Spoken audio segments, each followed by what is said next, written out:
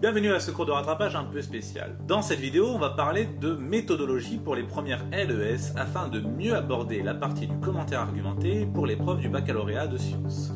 Et comme c'est de la méthodologie, je me suis senti obligé d'avoir mes lunettes. Le bac de sciences. On va d'abord parler de l'épreuve du bac en elle-même, puis ensuite on va parler des documents, de comment les aborder, comment rédiger et enfin comment c'est évalué. L'épreuve du bac. Elle est découpée en 3 parties. La première partie, c'est le fameux commentaire argumenté qui est commun à la physique-chimie et au SVT. Il est sur 8 points.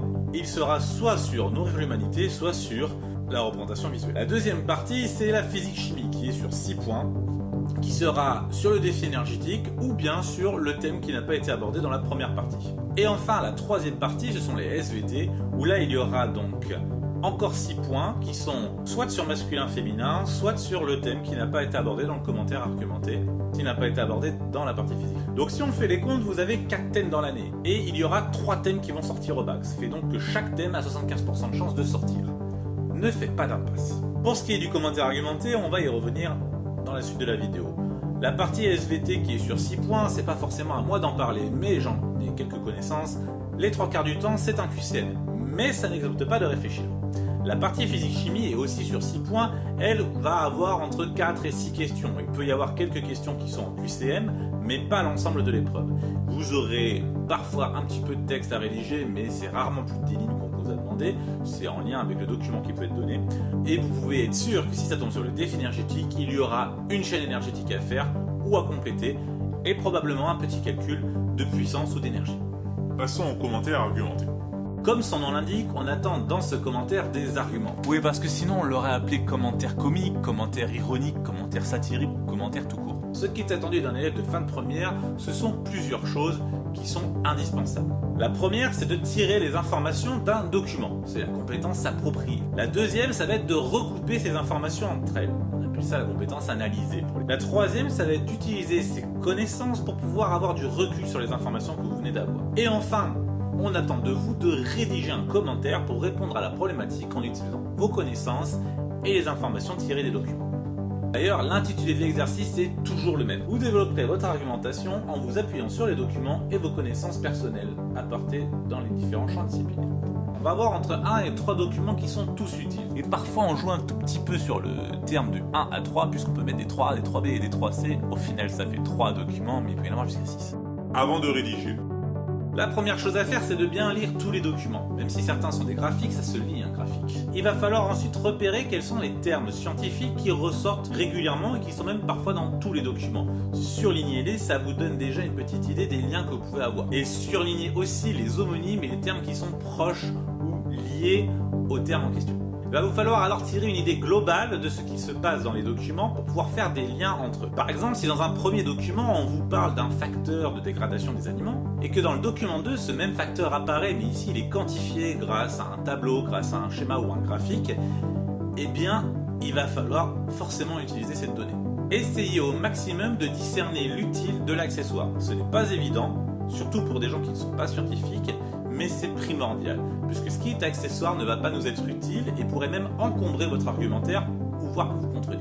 Et attention à ne pas confondre les données qui sont inutiles des données qui sont de comparaison.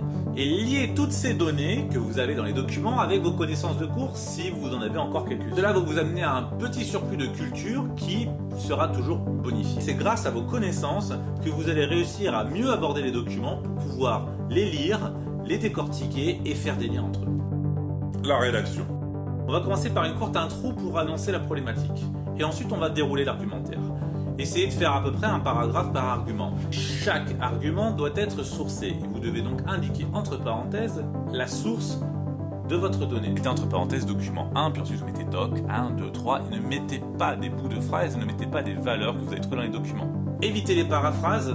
Vous savez paraphraser, ça ne prouve pas que vous avez compris, ça veut seulement dire que vous savez lire et que vous avez un peu plus de vocabulaire qu'un CP. Clairement, un argumentaire qui est uniquement basé sur des citations et des paraphrases sera sous-noté, même s'il est juste. Pour chaque argument, si vous avez des connaissances personnelles qui vous reviennent, n'hésitez pas à les mettre. N'en faites pas trop non plus, le prof en sait en théorie plus que vous. Ajoutez à la fin un paragraphe avec vos connaissances personnelles qui sont en lien avec la problématique. Si c'est à côté de la plaque, ça sert à rien de le mettre. Et enfin, finissez par une petite conclusion pour bien montrer que vous avez répondu à la problématique. Et bien sûr, si vous en avez le loisir et la capacité, vous pouvez lier ce commentaire argumenté avec un événement d'actualité ou historique. Cela sera forcément très bien vu. Attention tout de même, souvent les compositions sont attendues dans un certain style. On peut vous demander de rédiger un discours, c'était le cas il y a 2 ans par exemple.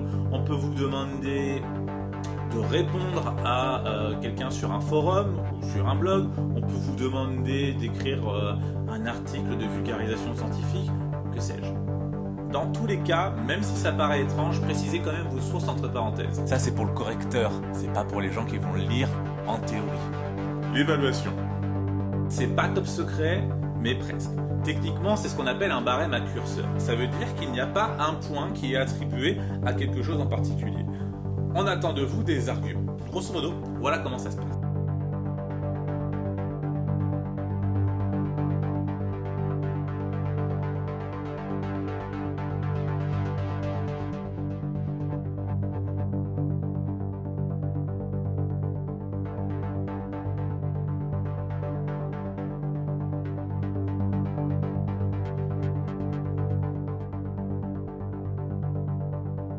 On peut aussi avoir des éléments qui vont ralentir la progression ou voire même compenser des avancées. Comme par exemple le fait que ça soit illisible, le fait que un argument ou plusieurs sont totalement faux, c'est-à-dire qu'on tombe à côté de la plaque, que les éléments de culture n'ont aucun lien avec ce qui est apporté, et enfin vous pouvez perdre des points bien sûr si le style de réponse ne correspond pas à ce qui est demandé.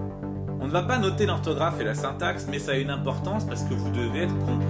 Et si jamais l'orthographe est déficiente, si jamais les conjugaisons sont mauvaises, si jamais la syntaxe est dégueulasse, eh bien forcément on va avoir du mal à vous comprendre et ça sera sous-noté. D'ailleurs, certains font de telles fautes de syntaxe qu'au final, ils écrivent le contraire de ce qu'ils veulent dire. Grosso modo, on attend de vous, en tant qu'élève de première, d'avoir des reculs sur des informations qui vous sont données.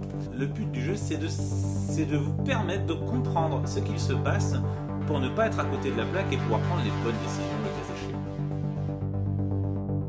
C'est fini pour ce cours de rattrapage particulier, on va plutôt appeler ça le cours de méthodo, je crois, puisque j'ai mes lunettes.